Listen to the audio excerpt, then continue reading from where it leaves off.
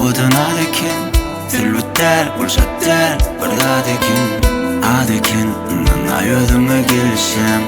Nanay sen menin yerdeki periştem Kaday doğru yolu Öğret yaşamanı sensin Bir görünümsün sen menin yarim Yaşamanı